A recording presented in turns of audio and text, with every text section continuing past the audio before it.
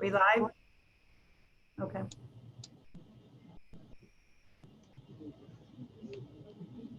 Okay, let's open up this meeting, the March 3rd JRB meeting to discuss the proposed Cicero Stevenson TIF district. My name is Beth O'Reilly and I represent the Park District. I'd like the other JRB members to please introduce themselves.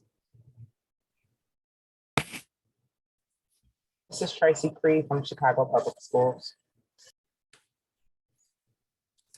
Good morning. This is John Zukowski of City Colleges of Chicago.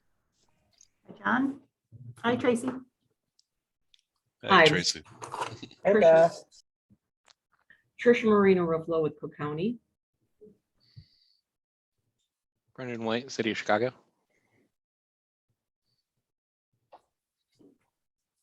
Is that it? And then, okay. Thank you for that. The purpose of this meeting is to review the proposal before us to create a new TIF district called the Cicero Stevenson TIF. We'll get into the records further with the consultant to review the plan. Again, for the record, my name is Beth O'Reilly. I am a representative of the Chicago Park District, which under section 1174.4-5 of the TIF Increment Allocation Redevelopment Act is one of the statutorily designated members of the Joint Review Board. Until election of a chairperson, I will moderate this Joint Review Board meeting.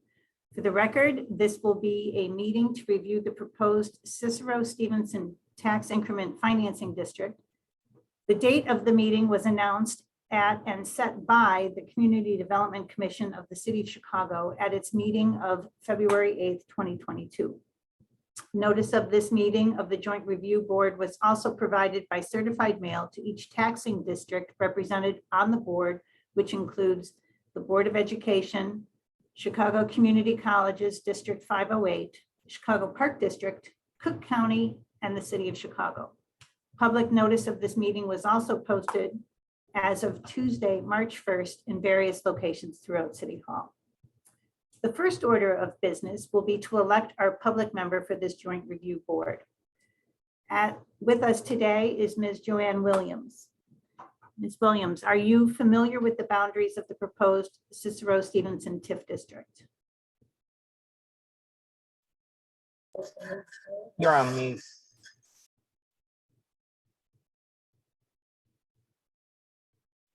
Are we connected? It looks like she's on mute. Yes, I'm sorry. Yes, I'm familiar with it. Okay, great. Thank you. And what is the address of your primary residence, please? My address is 4631 South Lamon, Lamon. Okay. Ms. Williams, are you willing to serve as the public member for the Joint Review Board for the proposed Cicero Stevenson TIF district? Yes, I am. Great.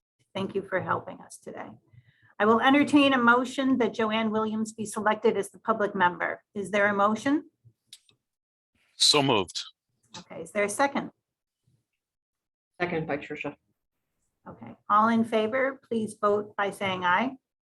Aye. Aye. Aye. All opposed, please vote by saying no. Let the record reflect that Ms. Williams has been selected as the public member for the proposed Cicero Stevenson TIF district. The next order of business is to select a chairperson for this Joint Review Board. Are there any nominations? I nominate you, Beth O'Reilly. Ms. Tracy? This is Let the Trisha. record, are there any other nominations? Okay, let the record reflect that there were no other nominations. All in favor of the nomination, please vote by saying aye. Aye. Aye. Aye. Any opposed, please vote by saying no. Okay, let the record reflect that Beth O'Reilly has been elected as chairperson and will serve as chairperson for the remainder of this meeting. As I mentioned at this meeting, we will be reviewing a plan for the Cicero Stevenson Tax Increment Financing District proposed by the City of Chicago. Staff of the city's Department of Planning and Development, Law, and as well as other departments have reviewed this plan amendment, which was introduced to the city City's Community Development Commission on February 8th, 2022. We will listen to a presentation by the consultant on the plan. Following the presentation, we can address any questions that members might have for the consultant or city staff.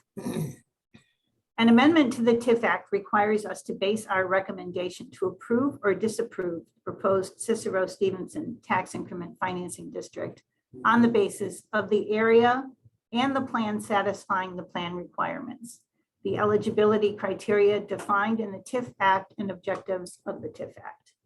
If the board approves the plan, the board will then issue an advisory non-binding recommendation by the vote of the majority of those members present and voting. Such recommendation shall be submitted to the city within 30 days after the board meeting. Failure to submit such recommendation shall be deemed to constitute approval by the board. If the board disapproves of the proposed plan, the board must issue a written report describing why the plan area failed to meet one or more of the objectives of the TIF Act, and both the plan requirements and the eligibility criteria of the TIF Act. The city will have 30 days to resubmit a revised plan. The board and the city must also confer during this time to try to resolve the issues that led to the board's disapproval. If such issues cannot be resolved, or if the revised plan is disapproved, the city may proceed with the plan, but the plan can be approved only with 3/5 of the vote of city council, excluding positions of members that are vacant and those members that are ineligible to vote because of conflicts of interest. Now we can begin the presentation on the Cicero Stevenson TIF with the consultants, right, Ryan, are the consultants here? I think Beth's going to give the presentation Okay. and Ralph's here for questions. as Okay, well. so And Beth host. McGuire with the Department of Planning and Ralph Kinzer from the, I'm sorry, actually Ralph is giving the presentation. Sorry. okay, Ralph, you can introduce yourself, okay? And go forward with your presentation. Good morning. Ralph Kinzer with Ernest Sawyer Enterprises. Ernest Sawyer is here as well to add. Let's see here. Does everyone see the PowerPoint right now, or No, not yet. No. hang on one second?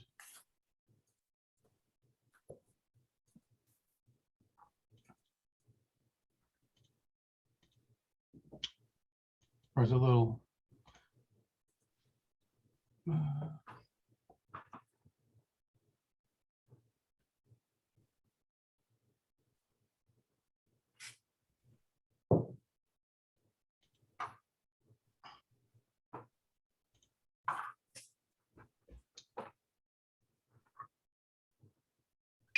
While this is happening, this is a court reporter.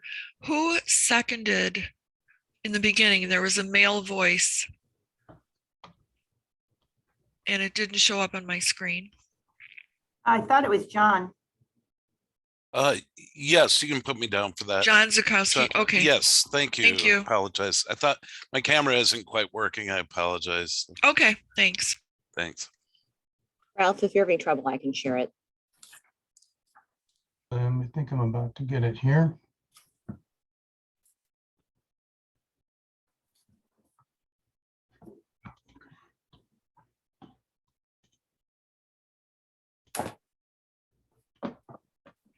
Should be showing up. It's here Okay, now. it is. Thank you. Okay. Okay, so you kick in, Beth, if I'm misspeak or anything. I was just got back from vacation yesterday, so I'm a little groggy from last night's flight. So Cicero Stevenson TIF designation, joint review board meeting. Purpose for the designation is to designate this area, which was previously a Chicago housing project site that we want to redevelop, ideally with to create new affordable housing opportunities and commercial mixed-use district. So today we'll just go over the boundary, the criteria for the eligibility as a TIF district, goals and objectives, the future land use plan, what potential project that's already underway, and talk about the budget for the TIF. And then there'll be an opportunity for questions at the end. So as I already said, the purpose for the designation is create a TIF that will be in place for 24 years, that will allow for spurring the development of the redevelopment of this former Leclerc Court Chicago Housing Authority site. And we're hoping that this would then, the assistance that TIF can provide will stimulate the development of new housing and commercial space throughout this TIF area. So the 24-year district would expire, if designated this year, on December 31st of 2046. We establish a redevelopment budget that we'll show later, establish a land use map to lay out the land use plan for the TIF area, and ensure that the TIF designation is completed in accordance with all the requirements of the TIF Act. This TIF is basically 100% vacant area currently, with the area in green is the Leclerc-Hurst Park. So it's vacant land plus a public park that is owned by the city. There's 65 total acres in the area, including both the park and the vacant land, 19 tax parcels, and it consists basically of the former CHA site and the Leclerc-Hurst Park. So the eligibility findings, the state TIF Act requires that a vacant blighted area be designated under one of two different main sets of criteria. This qualified actually under both of those two types of criteria. First, it exhibits three vacant blighted area factors: obsolete planning, and I'll go through these a little more in the next slides. Environmental remediation costs, because there was asbestos and lead paint in the prior CHA buildings, so they need to be remediated before they were taken down, which ended up being fairly expensive. And then the third factor, the blighted improved prior to becoming vacant, is essentially a factor in itself that would qualify the area by itself. So, and that basically refers to the CHA site prior to them being demolished, was a blighted area effectively before the demolition began. So first we'll address the obsolete planning. There are multiple parcels in the area that had irregular shapes that would effectively be difficult to develop in contemporary standards. One parcel had no road access. You can see up at the top a little white sign indicating in block 200. It just had a corner point at the access to the road. 6 parcels were split by the roads, by the 43rd Street and the Fort Avenue. So those are all indicated there. LaPorte Avenue on the south of 44th Street there has no right of way. So that was a flaw in the original platting. Environmental contamination. Prior to the demolition of the residential buildings, CHA conducted a extensive review of the presence of any environmental issues that were there, and they did find quite a bit of asbestos, lead paint, because these buildings, the original buildings were built in the late 40s and early 1950s, before lead paint was no longer used, and there was extensive mold as well. So they had to remove all of those before they could demolish the buildings, and then had to dispose of the building materials according to EPA standards.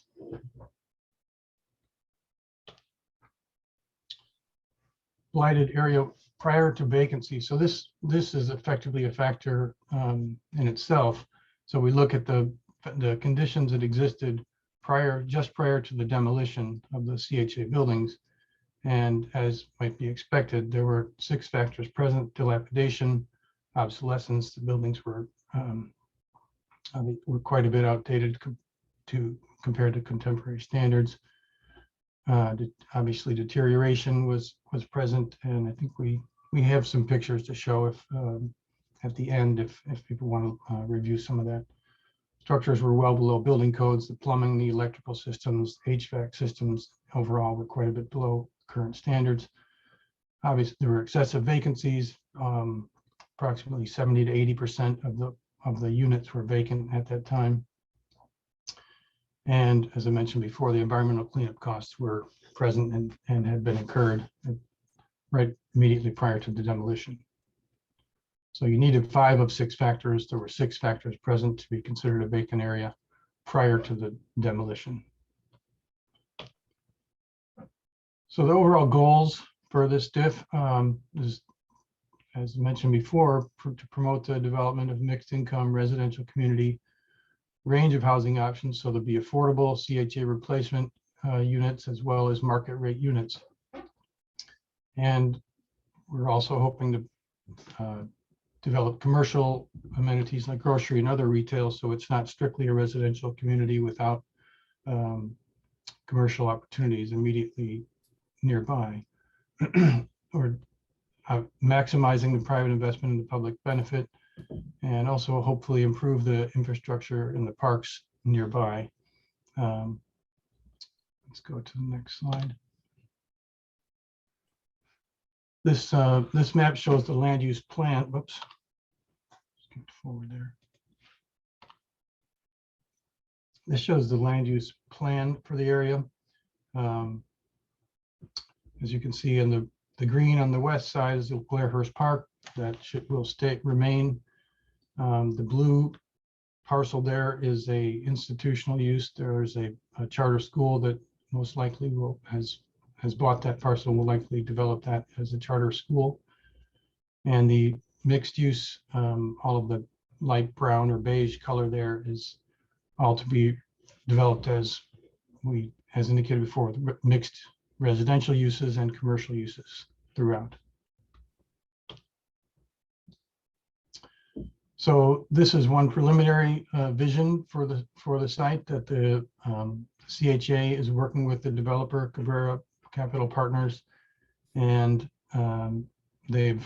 this has actually gone through several iterations, and I believe there's another iteration. We didn't have that right here, but it's essentially this similar or the same as this, with possibly one slightly different outlot parcel along Cicero. So you'll see there the red buildings shows the grocery and retail spaces.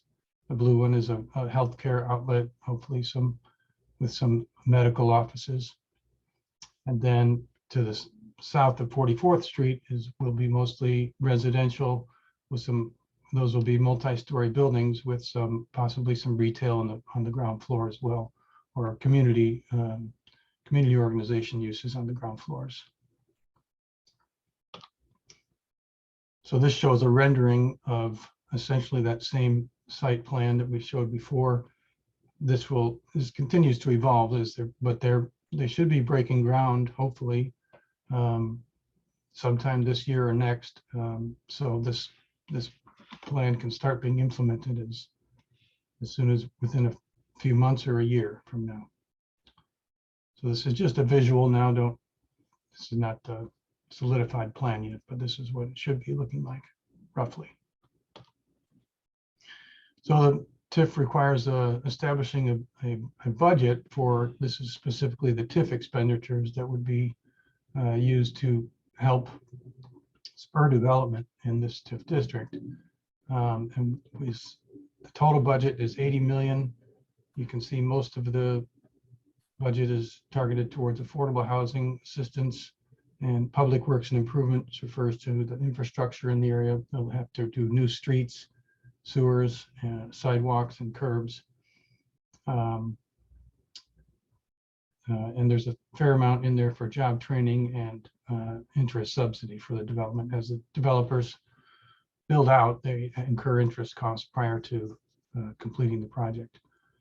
And it's notable that these line items can move around, but the total redevelopment cost maximum 80 million cannot be changed without an amendment to the TIF. So that remains fixed with the, but adjusts only with inflation over the years. So next steps are after this meeting are the CDC public hearing, April 5th scheduled, and then a city council introduction in May, finance committee, and council approval in June. That's the current plan. Did anybody have any questions they'd like us to address?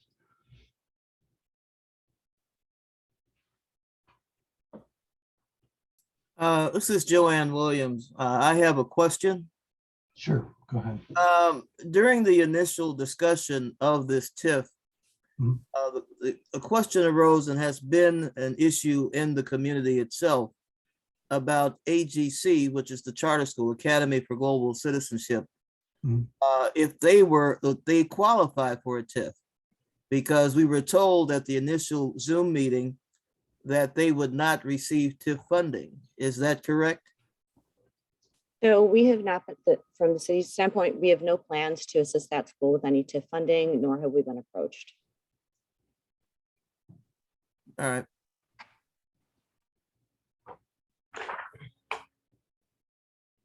Hi, this is Trisha. I have one question. So if you can just go back to the map with the, in the beginning that shows the park. And uses? There you go, perfect. Okay. So we didn't have any, is the park not have a field house? We have no plans to construct a field house there. It's not on our radar. No, but does it currently have one? Oh, you know, I I don't can- know. Answer that, yes, It does. yes. Okay. And there were no eligibility findings in the field house? Or did I miss that somewhere? What, I'm No. not sure what your question is. In the existing, in the park property? As increment becomes available, we will certainly avail ourselves of those funds and. Oh, no, I'm only speaking of. No, existing- Yeah, I think Tricia, the study focused on the former Leclerc Courts property. The park was added as we would typically add an adjacent public facility to a TIF. So I don't believe in a separate eligibility analysis was done for the park property. Okay.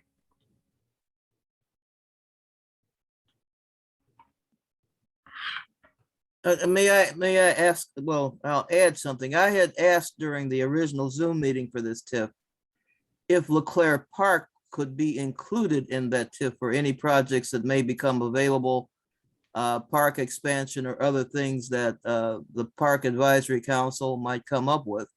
So I'm assuming if the TIF is approved, that Leclerc Park would be included in that TIF. So the park is in the TIF district and it is, the TIF is in place for 23 years. This is a big development and it is possible that, yeah, some improvements could be done to the park, with TIF funds, but it wouldn't be anything immediate.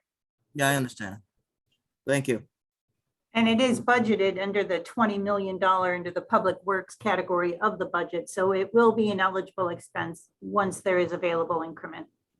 All right, thank you.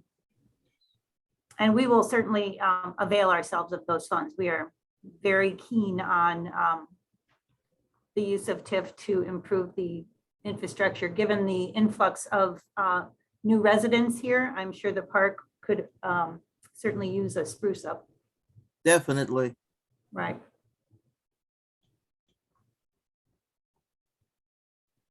Are there any other questions or comments?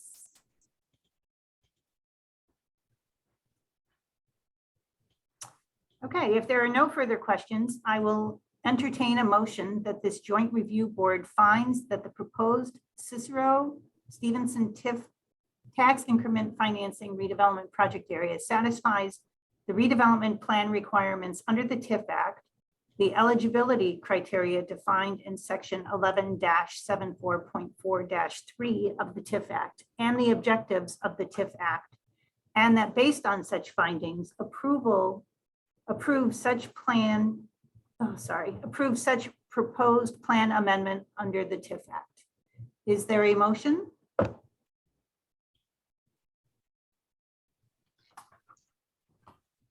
I motion. Tracy Green. Okay, is there a second for the motion? I'll second it. Joanne Williams, I'll second it. Okay, thank you. Is there any further discussion? If not, all in favor, please vote by saying aye. Aye. Aye. Any opposed, please vote by saying no. Okay, let the record reflect that the Joint Review Board's approval of this proposed Cicero Stevenson TIF increment financing redevelopment project area under the TIF Act. That concludes our meeting for the day. Thank you for participating, Joanne. Thank you for being part of our board today, and we'll probably be in touch. That'll be fine. I do have a question. Will this slide be available online where I can print it off? This slide is a map that's included in the TIF plan, which I believe Ms. Worthy sent you. Yes. So it's in there, yeah, All in the right. map section. All right, thank you. All right, if there's nothing else, I'll conclude the meeting, and thank you for coming. Thank you, everybody. Thank you, Ms. Thank you, Williams. Beth. Thank you. Thank you. Thanks. Bye. Take care. Thanks, everyone.